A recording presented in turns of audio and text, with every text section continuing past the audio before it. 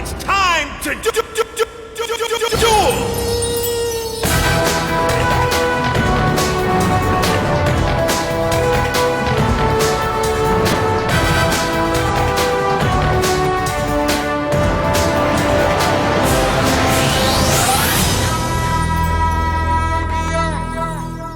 Hey les duellistes, j'espère que vous allez bien et on se retrouve aujourd'hui pour un nouveau tutoriel cette fois sur comment bien se préparer pour un tournoi, quel matériel avons-nous besoin.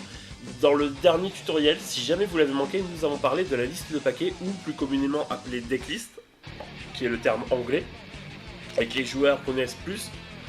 N'hésitez pas à cliquer dans le lien qui se situe dans la description de la vidéo pour aller la voir. Donc dans cette vidéo, premièrement, on va voir ce qu'on peut avoir besoin comme matériel et comment bien se préparer à un tournoi, ce qui est important avant d'entamer comment se déroule un tournoi. Allez, let's go!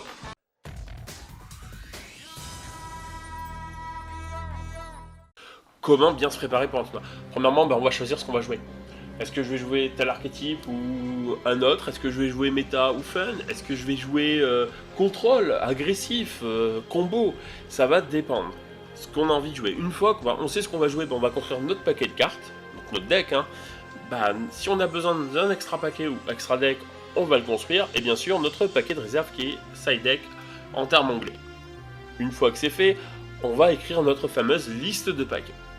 Jusqu'à là, tout va bien, on écrit notre liste de paquets, on va préparer notre carte aussi, notre pièce d'identité, et oui, il faut bien sûr un document d'identité lors de vos inscriptions au tournoi. Alors, ça n'est peut-être pas systématiquement demandé dans des petits tournois de boutique, mais c'est dans la réglementation, c'est dans les polices de Konami, ayez toujours votre pièce d'identité sur vous. Un permis de conduire, permis de bateau, une pièce, document officiel ou un passeport qui permet de vous identifier. On rappelle que sur la liste de paquets, ici il situera votre nom, votre prénom et votre numéro COSI. Et que sur la carte COSI, au nom, vous pouvez mettre votre nom et votre prénom.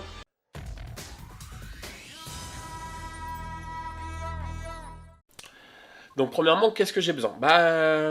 Il me manque le tapis de jeu ou playmat en anglais. Alors oui, j'ai le droit d'en avoir un. Que ça soit un tapis de jeu simple ou double. Alors double, c'est il y a les deux côtés du terrain et un autre côté celui de l'adversaire. Ce tapis peut avoir les zones ou pas. Donc il y a des tapis officiels qui n'ont pas de zone. Il y en a qui ont les zones. Jusqu'à là, tout va bien, on est d'accord sur ce point-là. Mais on peut aussi jouer sans tapis de jeu, pour ceux qui ne veulent pas. Par contre, il faut bien sûr respecter les zones. C'est-à-dire que l'emplacement pour le deck et l'emplacement pour le deck. On n'a pas le droit de mettre son extra, son cimetière là, à ce moment-là. C'est chaque zone, chaque pas à son emplacement. Si jamais vous jouez sans tapis de jeu, on arrive à la suite. Comment définir le milieu du terrain et les zones extra? Alors, ça avec un field center. Le field center, sur les côtés, vous pouvez définir. Vous verrez, il y a marqué extra zone monster, extra zone monster. Un field center officiel. Vous prenez de quoi qui n'est pas identifiable comme un jeton ou comme une carte Yu-Gi-Oh! Ou une pochette de protège-carte. Prenez un field center officiel. Vaut mieux les jouer quand vous avez un tapis sans zone ou pas de tapis. Vaut mieux vous en prévoyez un. Par contre, si vous tombez sur un adversaire qui a un tapis avec des zones, vous n'êtes pas obligé de le mettre parce que vos zones sont définies. Vous avez déjà les colonnes vis-à-vis des cases du tapis adverse, donc vous pouvez vous fier à ça. Ça, c'est le deuxième outil que vous pouviez avoir besoin. Maintenant, on a parlé de nos cartes, mais nos cartes, on les joue, on va les abîmer. Et bien il existe des protège-cartes, et c'est ce qu'on va parler maintenant.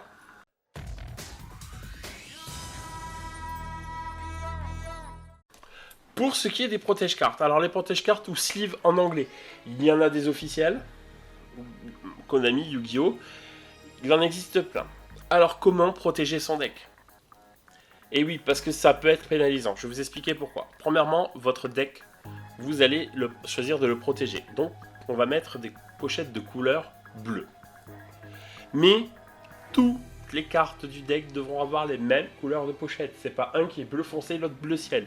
Ça peut être pénalisant s'il y a un contrôle de paquet. Donc, faites bien attention. Ensuite, votre extra deck. Vous pouvez ne pas mettre les mêmes couleurs de pochette que votre deck. C'est-à-dire que vous pouvez choisir du gris. Mais par contre, c'est le même gris. C'est pas gris clair et gris foncé, par exemple. Attention aux nuances, donc faites très attention à ça. Ça peut être très pénalisant. Quand vous mettez les pochettes, toujours du même paquet et de la même marque. Voilà. Ça, c'est très important. Dites pas, mince, il m'en manque une. Ah ben tiens, c'est d'une marque, l'autre c'est d'une autre marque. Et il y a une légère différence. Ou par exemple, certains ont une petite pastille à l'avant. Attention, c'est considéré comme des cartes marquées. Donc faites très attention à ça.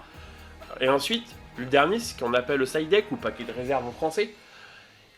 Vous pouvez aussi les protéger. Par contre, les pochettes donc, de protège-cartes doivent être les mêmes que votre deck principal.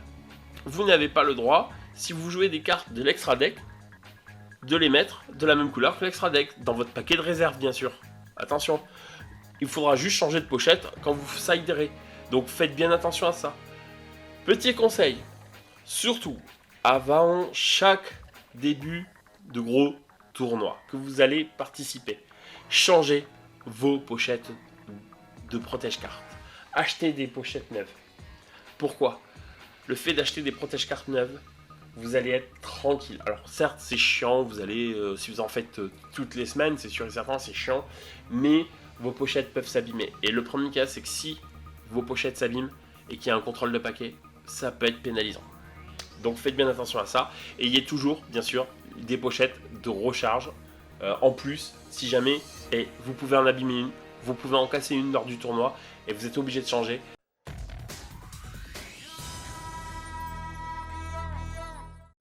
Pour les matériels, on a aussi peut-être besoin de dés ou de pièces. Et oui, certaines cartes nécessitent de lancer un ou plusieurs dés ou des pièces. Alors attention, vous devez prévoir votre matériel toujours avant les tournois. On ne le répétera jamais assez. Vous avez besoin d'un dé, vous prévoyez votre dé. Alors généralement tout le monde a un dé et une pièce sur lui, mais vous prévoyez. Ils sont posés à côté de vous sur le terrain, pas dans le sac. C'est vraiment, vous en avez besoin, c'est à côté. C'est pas je perds 5 minutes, c'est exagéré, mais 2 minutes max à chercher ma pièce ou mon dé parce que je l'ai rangé. Vous en avez besoin, vous prévoyez, votre matériel est sur la table. Voilà. Donc attention à ça. Vous demandez surtout pas au voisin ou à l'adversaire. Alors au adversaire ça va pas trop se voir parce qu'on. Voilà. Mais au voisin, si un arbitre vous voit et commence à vous voir parler avec votre voisin et par exemple genre vous allez attraper son dé, il va peut-être penser sur le coup d'un gestuel que vous montrez telle carte à jouer stratégie. Et c'est sanctionnable. Donc voilà, quand vous jouez vraiment avec la personne d'en face, vous ne jouez pas avec la personne de côté. Attention à ça. Et on peut aussi avoir besoin d'autres choses, comme les tokens, ou jetons en français. Certaines cartes nécessitent de jouer des cartes jetons, ou des cartes tokens en anglais. Il en existe des officiels. Les officiels, comme on peut le voir à l'écran, il en existe plein. Il y en a qui en font maison, comme vous pouvez aussi le voir à l'écran, hein, c'est fait maison.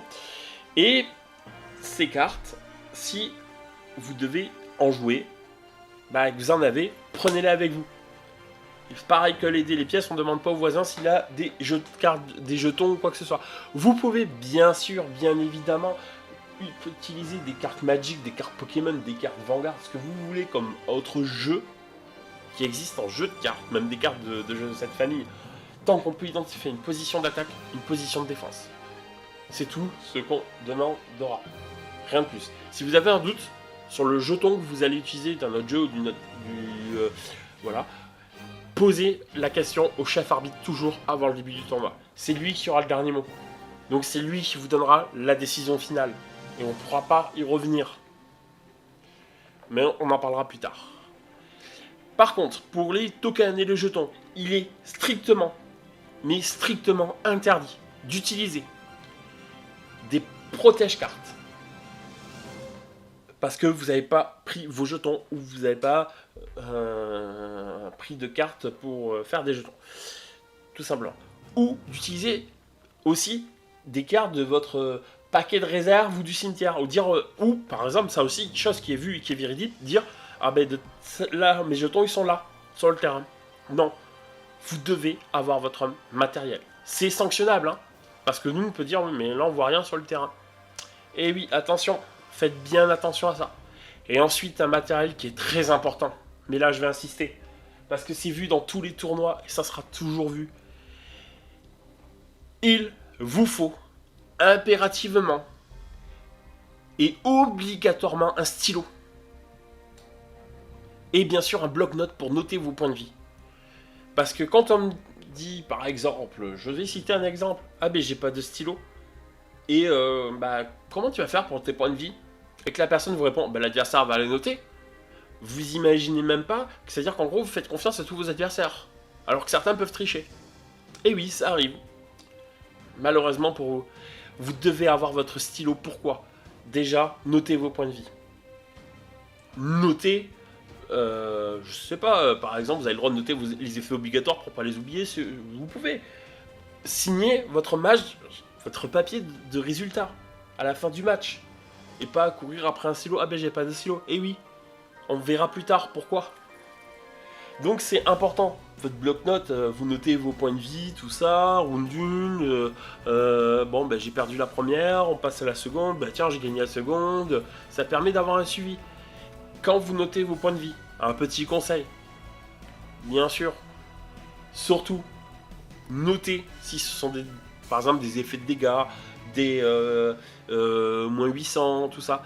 Peut-être par rapport aux monstres. Pourquoi? Parce que s'il y a un problème entre les deux joueurs sur les points de vie, et qu'il faut faire appel à un arbitre, et c'est là que c'est important de noter ses points de vie. C'est pour ça que j'insiste, il faut que vous ayez votre stylo et votre bloc-notes toujours avec vous. Qu'est-ce qui se passe? Il se passe que l'arbitre il va demander, alors vous avez noté vos points de vie, sur quoi vous n'êtes pas d'accord. Donc il va retracer. Sauf que s'il y a un des deux joueurs qui n'a pas noté, il va dire ouais mais vous êtes responsable, vous aurez dû noter. Et donc là, allez savoir le vrai du faux. Donc j'insiste bien, ayez votre stylo, ayez votre bloc-notes. Un autre exemple tout bête, vous devez refaire votre decklist. Vous allez faire comment? Parce que ça aussi, la decklist, la liste de paquets, on en voit beaucoup, et ça on va revenir quand on parlera des tournois, qui arrivent sans l'avoir préparée, et qui la font au dernier moment. Juste avant l'inscription. Ça c'est le plus mythique, parce que, mais j'attendais une carte et tout. Vous devez prévoir, vous préparez un tournoi, il faut se préparer avant, pas le jour J. Jusqu'à la veille, vous vous préparez. Ensuite, vous avez le droit, bien sûr, pour calculer vos points de vie, parce que des fois, ça peut ne pas être évident, et tout, parce qu'il y a des divisions d'attaque, il y a des plus en attaque, il y a des bonus en plus ou en moins. Vous avez le droit à une calculatrice non scientifique. Donc une simple calculatrice pour faire de l'addition, de la soustraction, de la division et de la multiplication, tout simplement. Vous avez le droit aussi à une montre pour le temps. Mais la montre, c'est pas une montre connectée. C'est une montre classique, simple.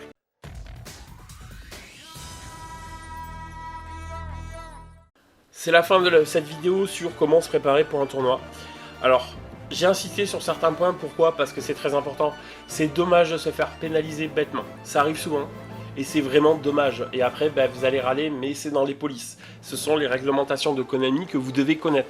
Donc ces vidéos ont pour but, bien sûr, de vous aider à mieux les comprendre, parce qu'on n'a pas vraiment de traduction française, et pour mieux vous préparer. Surtout si vous êtes débutant et qu'on vous ait rien dit, c'est dommage.